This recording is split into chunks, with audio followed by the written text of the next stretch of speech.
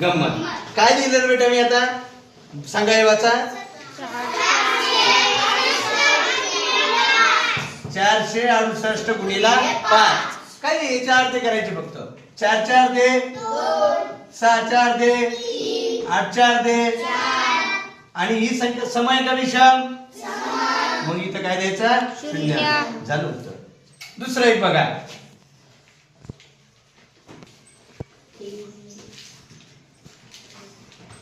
305 गुणिला 5. बघा 3 4 दे होतात तर बेटा.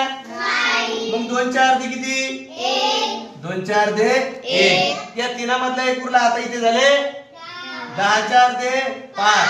5 4 दे होतात का.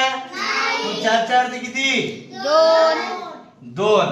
आणि जर विषम संख्या असेल तर इथं काय द्यायचा 5. झालं हे पण उत्तर. आता दुसरं आणखीन एक उदाहरण बघू आपण.